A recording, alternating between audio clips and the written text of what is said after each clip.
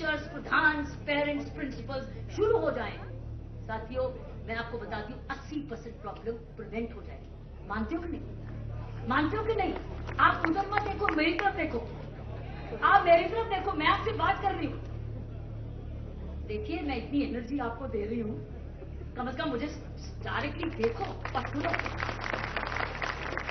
ये बार बार नहीं मौके मिलेंगे इतनी भीड़ से आने के।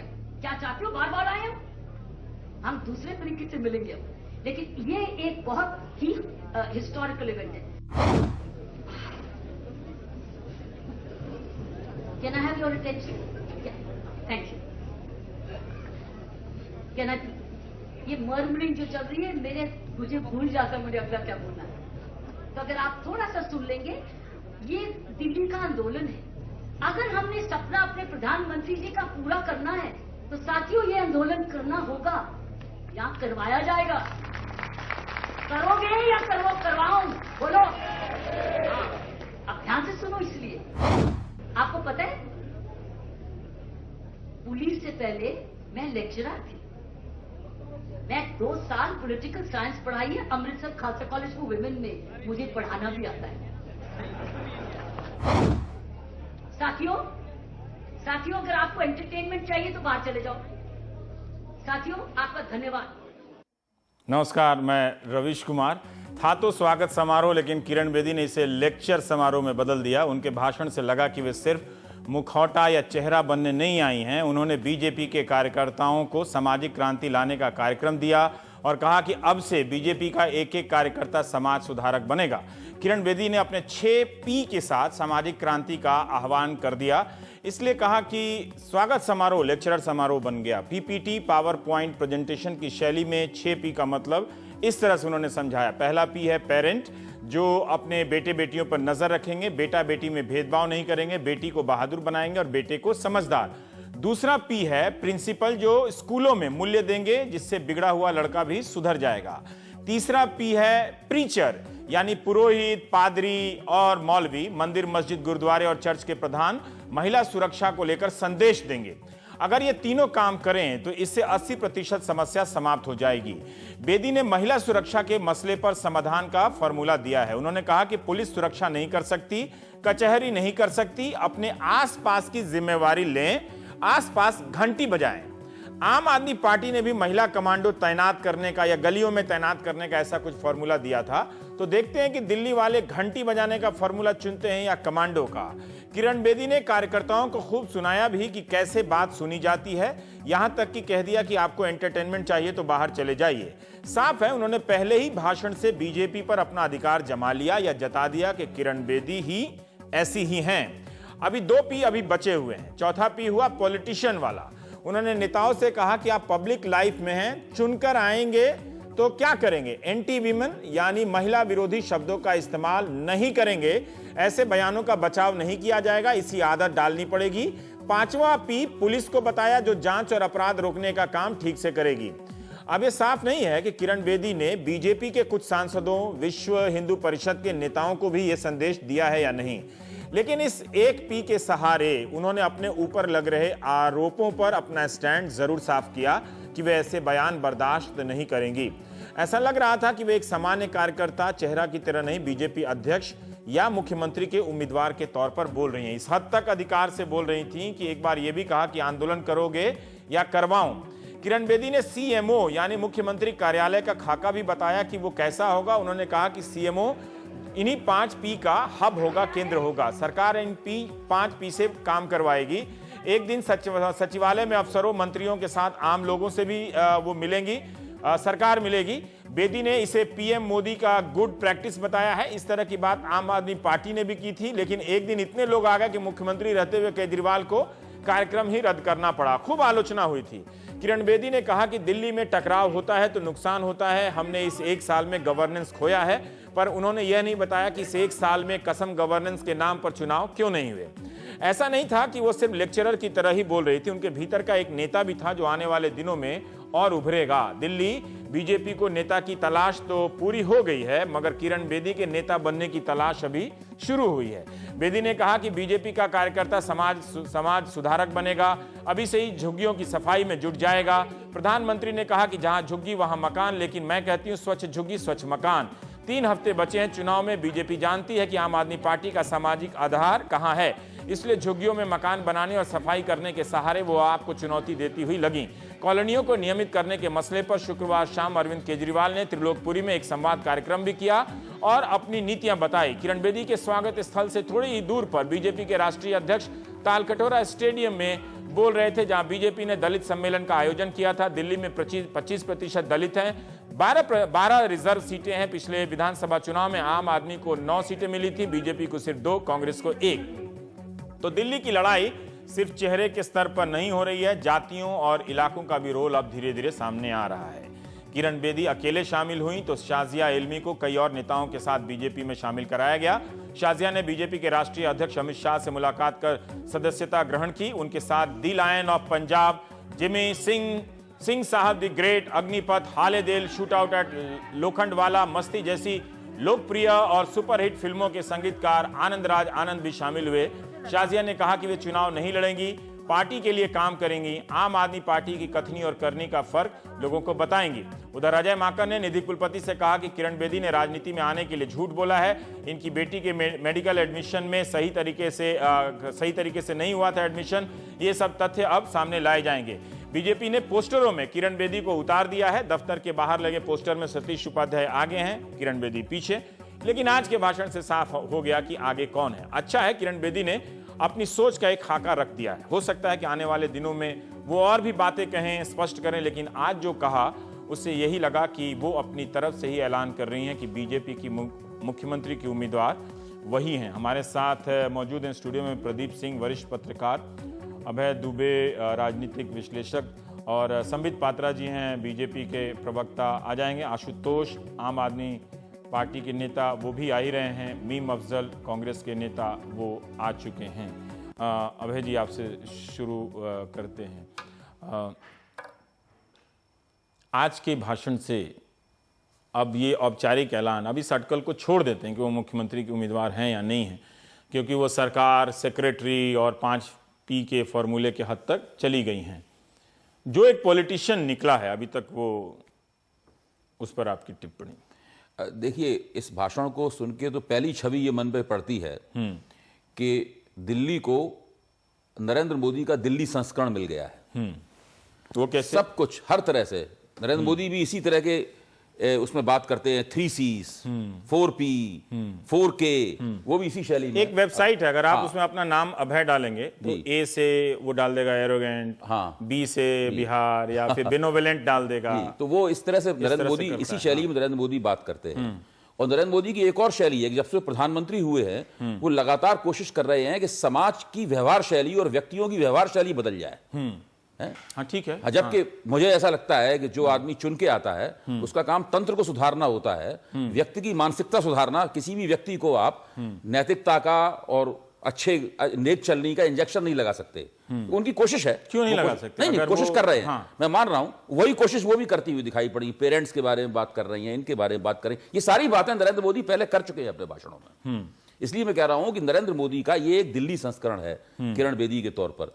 उसी प्रकार की अथॉरिटी है, उसी प्रकार की आक्रामकता है, और उसी प्रकार का यह है कि हमारी बात सुननी हो तो सुनो, वरना यहां से चले जाओ। ठीक है। अब ये सवाल यह है कि एक नेता बन रहा है, जो एक सामाजिक कार्यकर्ता में से एक नेता निकलता हुआ दिखाई पड़ रहा है। लेकिन यह प्रक्रिया कुछ दिन तक चलेगी। लेकिन यह प्रक्रिया एक तरफा नहीं चल सकती है। ऐसा नहीं हो सकता कि किरण जी लगातार ये कोशिश करती रहें और दूसरे उनकी इस कोशिश पे कोई अनुक्रिया या प्रतिक्रिया न करें। आप देखिए, अभी से ही नेट के ऊपर सभी जगह बहुत सी बातें आने लगी हैं कि जब इन्होंने पुलिस अफसर के पद से इस्तीफा दिया था तो उस वक्त दरअसल इनका स्टैंड क्या था, और वास्तव में पुलिस में इनका यूएसपी है हमें 40 साल का प्रशासनिक अनुभव। अपने भाषण में काफी बता रहे हैं कि लेक्चरर और पुलिस के, वो कह रही है 40 साल का अनुभव है, गोवा का, मिजोरम का, दिल्ली का, तिहाड़ का, सबका बता रही है ना। नाम भी है। और जो करण थापर ने 2007 में उन्होंने इस्तीफा दिया था, इनके सामने 10 सवाल पेश किए थे, और उन 10 सवालों को अगर आप पढ़ें तो वो बिल्कुल उसका उल्टी छवि पेश करते हैं जो किरण बेदी अपने बारे में पेश कर रहे हैं। हिंदुस्तान टाइम्स में छपा है। हाँ, वो सारा छपा है, सारा प्रकाशित हो चुका है, सब लोग जानते हैं उसको, यहाँ दोहराने की कांग्रेस भी करेगी ऐसे आरोप। अब सवाल ये है कि मैं कह रहा हूं, मैं इनको सही गलत नहीं ठहरा रहा हूं, मेरा कहना है कि उनके नेता बनने की प्रक्रिया के सामने इस तरह का मोर्चा भी लगेगा और उन्हें इस मोर्चे से भी जूझना पड़ेगा। तो ये प्रक्रिया एक तरफा नहीं है, इस प्रक्रिया में अपने ऊपर जो आक्षेप होंगे उसका भी उन्हें जवाब देना पड़ेगा। मेहमान संबित का इंतजार करते। प्रदीप, आपकी टिप्पणी जो आज का भाषण है किरण बेदी का, अभय ने कहा कि वो 5P या 6P जिसमें पेरेंट्स, पुलिस, तो ये सब, इसके लिए तो सरकार बनाने की जरूरत नहीं है, तो ऐसे सामाजिक जागरण लोग कर ही रहे हैं। जो मौलवी पादरी होते हैं, पंडित होते हैं, इतना सारा दिल्ली में सत्संग चलता है, उसमें होता है। ये तंत्र सुधारने की बात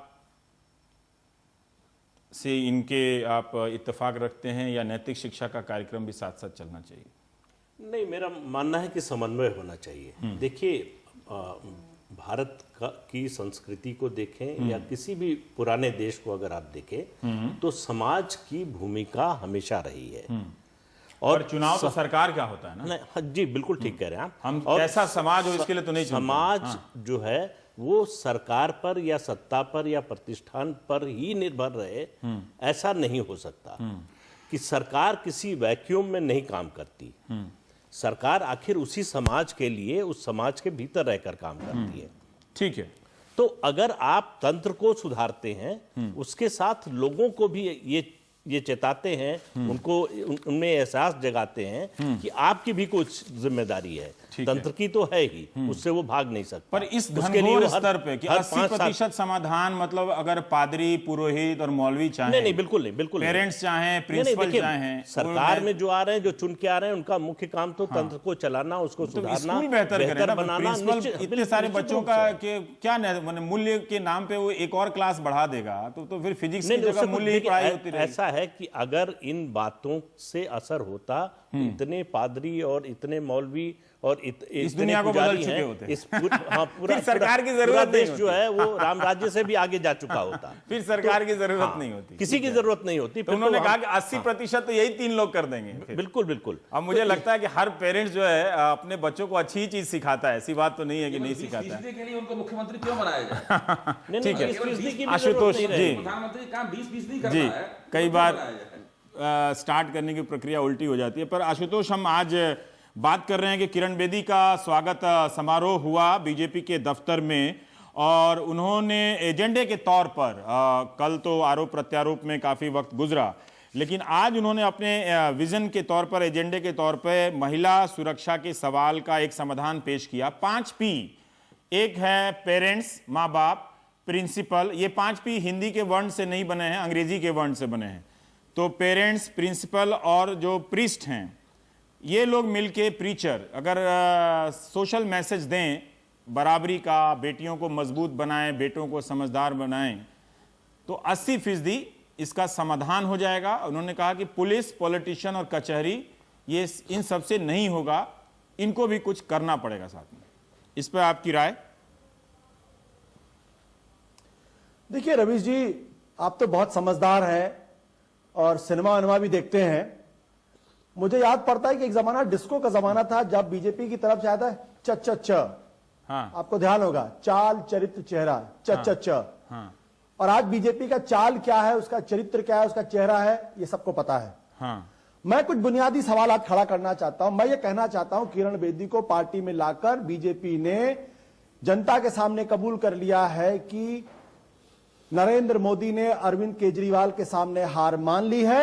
हाँ। तो दिल्ली के अंदर बड़े बड़े पोस्टर बैनर थे, चलो चले मोदी के साथ। हाँ। अब उसको हटाने का वक्त आ गया है। एक, यानी मोदी का मैजिक चुक गया है। दूसरी बात, ये इस बात को भी साबित करता है कि बीजेपी के अंदर there is a serious crisis of leadership, यानी नेतृत्व का संकट है। उनको बाहर से उधार लेकर, कर्ज लेकर अब अपने यहां नेतृत्व लाना पड़ रहा है। मैं तो आज बैठ के सोच रहा था कि डॉक्टर हर्षवर्धन जी का क्या होगा, हाँ। जगदीश मुखी का क्या होगा, विजेंद्र गुप्ता जी का क्या होगा। ये लोग 30-40 साल से जो बीजेपी के लिए पानी 30-40 साल से जो पानी पी के पसीना कर रहे थे, उनका क्या होगा। तीसरी बात है कि अब अरविंद केजरीवाल को हराने के लिए बीजेपी को जो है वो उधार के लोगों को लेने की जरूरत के साथ साथ अरविंद केजरीवाल के साथियों को भी लेने की जरूरत है। हाँ। इसका मतलब कि बीजेपी अपने बल पर अरविंद केजरीवाल को नहीं हरा सकती, आम आदमी पार्टी को नहीं हरा सकती, ठीक उसको है। अरविंद केजरीवाल के साथियों की जरूरत है। जी। यानी बीजेपी ने मान लिया है आशुतोष कि जी, वो आम आदमी पार्टी की आशुतोष। बी टीम है बीजेपी। आशुतोष, मतलब ठीक है, चुनाव का समय है, लेकिन अच्छा होता कि आप मेरे सवाल का जवाब देते कि जो उन्होंने जो 5 पौ बताए हैं, पी बताई हैं उन्होंने महिला सुरक्षा को लेकर, मैंने उस पर आपकी प्रतिक्रिया पूछी थी। क्या आपके पास कोई 5P है, 5A है, 5C है? नहीं सर, नहीं सर, मेरे पास न पी है, न सी है, न डी है, क्योंकि नरेंद्र मोदी के डीडीडी के बारे में भी हमने सुना था, बीजेपी के चाचा चाचा के बारे में भी सुना था। ये जो तुकबंदियां हैं, ये बीजेपी वालों की आदत हो गई। कभी जो बेदी जी हैं, किरण बेदी, अभी नई नई गई हैं, उनको भी ककारा पढ़ा के दे दिया गया है कि भाई आप इसी भाषा के अंदर बोलिए, ताकि ये लगे कि आप नरेंद्र मोदी की भाषा को बोल रही हैं। ठीक है। बात बहुत स्पष्ट है, डिलीवरी कहां है, ये इंपॉर्टेंट बात है। ठीक पिछले है। 7 महीनों के अंदर बड़ी बड़ी बातें जरूर हुई हैं, ऑस्ट्रेलिया अमेरिका की यात्रा हुई है, लेकिन डिलीवरी कहां है? भ्रष्टाचार के मसले पर डिलीवरी वो, कहां है? महंगाई के मसले पर इसमें डिलीवरी एक कहां अभी है? असंतुलन और पैदा महिलाओं हो की रहा है। सुरक्षा को लेकर ठीक डिलीवरी है, क्या है? मुझे क्या रोकना भाषण पड़ेगा। एक देने से काम असंतुलन चल पैदा जाएगा? हो रहा है कि अभी संबित हाजिर नहीं हुए हैं, तो वो रहते तो वो जरूर आपके हर बात पे टोकते और जवाब देते। हो सकता आ तो जाते, लेकिन कोई जरूर कोई वजह रही होगी, तो हम कोशिश करते हैं उनको फोन लाइन पर ले लेने के लिए। मीम अफजल साहब, मैं ऐसे जानना चाह रहा था कि देखिए, वो एक तर्क है जो आशुतोष का तर्क है कि उनके पास नेता नहीं है, तो वो नेता लेकर आए हैं। पर आपके पास क्या है? मतलब आपके पास क्या यही पॉलिटिक्स बच गई है कि आप अपना नेता बताने के बजाय आप इन दोनों नेताओं के वही पुराने चार्ज को निकालें, लगाएं, जो अब तक कई बार लगाए जा चुके हैं, कई बार वो पब्लिक में उसकी मजम्मत हो चुकी है दोनों तरफ से? देखिए, अभी अभय दुबे जी ने बहुत सही बात कही। जब कोई सामाजिक कार्यकर्ता या कोई भी शख्स पॉलिटिक्स में आता है और इलेक्टोरल पॉलिटिक्स में आता है, तो कभी कभी उसके खानदान का, उसके कारनामों का कच्चा चिट्ठा इतना निकल करके आता है, कभी कभी वो खुद भी भूल जाता है कि वो काम उसने खुद किए थे या नहीं किए थे। अभी आपने एक मिसाल दी और कहा कि उनके ऊपर एक कंट्रोवर्सी थी कि उनकी बेटी का एडमिशन एमबीबीएस में दूसरी जगह का डोमिसाइल देकर के किया गया था, जो उसकी डिटेल मुझे मालूम है। मैं आपको एक और नेता का नाम बताता हूं जो हमारी पार्टी के एमपी थे और जनता दल के जमाने में वो मिनिस्टर थे, हेल्थ मिनिस्टर। उनके भतीजे का एडमिशन बिल्कुल इसी तरह से हुआ था। उनका नाम है रशीद मसूद। वो 4 साल की उनको सजा है, इस वक्त जेल में है। वो यही काम है जो किरण बेदी जी ने किया था, वही काम जो रशीद मसूद पर इल्जाम था और बाकायदा वो कन्विक्ट हुए और 4 साल की सजा उनको हुई। लेकिन मेरा ख्याल है ये कंपैरिजन भी लोग जरूर करेंगे जो आज किरण बेदी जी के ताल्लुक से कहा जा रहा है। मुझे हैरत हुई जब केजरीवाल जी ने कहा कि हमें खुशी है कि वो पॉलिटिक्स में आ गई, लेकिन मैं समझता हूं कि बिल्कुल मौका परस्ती है। किरण बेदी जी ने पॉलिटिक्स नहीं ज्वाइन की है, उन्होंने चीफ मिनिस्ट्री हासिल करने का एक जरिया तलाश किया है। वो जहनी तौर पर पहले आप पार्टी के साथ थी और आप पार्टी के साथ उन्होंने बहुत सारे क्या स्टैंड गलत भी है? किए अगर हैं। उनका मन बदल गया, लेकिन ठीक है, उन्होंने मैं ये आप जानना पार्टी के चाहता जरिए हूं। पॉलिटिक्स को कबूल क्यों नहीं किया? हाँ। अब इस राजनीति में इतना आदर्श बचा कहां है जो हम उनको नहीं, तौल आप पे पूछ ये रहे हैं? जाहिर किसी है का कि भी ये मन बात तो बदल कही सकता है। जाएगी। वो कह तो रही हैं कि बूंद बूंद ये- गिरते गिरते पत्थर भी नहीं, हम ये छेद हो जाता है। मैं ये नहीं, तो ये मन जो है वो अभी अचानक 2 दिन पहले या 1 दिन पहले बदला है। ये 2-4 महीने पहले बदला होता, 6 महीने पहले बदला होता तो ठीक है। शायद इस पर ठीक आप है। भी यकीन कर लेते और जी, मैं भी ठीक है। यकीन कर लेता। हमारे साथ संबित- मेरा तो सीधा जी। कैलकुलेशन ये है कि उन्हें चीफ मिनिस्ट्री से ज्यादा लगाव है हाँ, ठीक है, और उसके अलावा उनका कोई दूसरा एम नहीं है। ठीक है। अब वो हमारे- काम कितना कर पाएंगी तो आने वाला वक्त बताएगा। ठीक है। और दूसरी बात यह कि बगैर चीफ मिनिस्टर डिक्लेयर हुए वो जिस तरह से आज बातचीत कर रही थी उससे लग रहा था वो चीफ मिनिस्टर ऑलरेडी डिक्लेयर नहीं है बल्कि इलेक्ट हो चुकी हैं। इलेक्ट हो चुकी हैं। हाँ, जैसे सेक्रेटरी संबित हमारे साथ हैं। माफ कीजिएगा कि आपसे आने से पहले बहुत सारी बातें कही गई, तो वो मैं सार रूप में बता देता हूं। आशुतोष ने कहा कि मोदी का मैजिक खत्म हो गया है, आपके पास अपने भीतर नेता नहीं है तो बाहर से लाना पड़ा, और बाहर से भी नहीं, आप आम आदमी पार्टी के पुराने साथियों के दम पर ये हराने के लिए ये सब कर रहे हैं। ये एक बात हुई थी। एक बात अभी अफजल साहब ने कहा कि उनकी बेटी का मेडिकल में एडमिशन होने का जो मामला है और ऐसे ही एक मामले में रशीद मसूद जो कांग्रेस के सांसद थे, जेल में है, 4 साल की सजा है। और अभय दुबे, हिंदुस्तान टाइम्स में छपे करण थापर का 2007 का कोई लेख है जिसमें 10 सवाल पूछे थे कि उन्होंने क्यों पुलिस की नौकरी छोड़ी थी। इन सब बातों पे आपकी कोई टिप्पणी पहले? देखिए, मैं बहुत कुछ सुन नहीं पाया क्योंकि नेटवर्क खराब है, मगर मोटा मोटा जो भी सुना है मुझे आश्चर्य हो रहा है कि कांग्रेस आदमी पार्टी और कांग्रेस पार्टी और आम आदमी पार्टी ये दोनों इतने बौखलाए क्यों हुए हैं। मुझे लगता है जब चुनाव सर पे है दोनों को तैयारी करनी चाहिए, अपने अपने संगठन के विषय में चिंता करनी चाहिए। और इसमें कोई दो मत नहीं है कि किरण बेदी जी एक बहुत बड़ी शख्सियत है और जिस प्रकार की वो एडमिनिस्ट्रेटर है, अब उन पे उंगली उठाना जिस प्रकार से आम आदमी पार्टी और कांग्रेस उठा रही है, मुझे लगता है ये एक बौखलाहट की कहीं ना कहीं निशानी है। हिंदुस्तान का कोई भी व्यक्ति हमारे पार्टी दो पक्ष हैं समित साहब, अच्छा क्रेडिबिलिटी है। एक ठीक है, मान लिया कि वो बौखलाए हुए हैं, लेकिन जो बौखलाहट में जो सवाल कर रहे हैं उस सवाल पे कोई आपका कोई जवाब?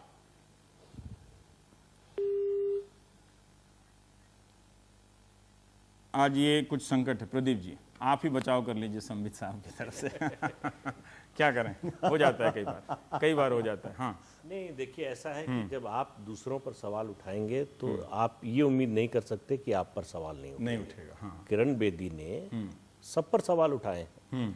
आज वो जिस जगह पे पहुंची हैं तो उन पर सवाल उठना लाजमी है और उनको उन सवालों के जवाब देने पड़ेंगे।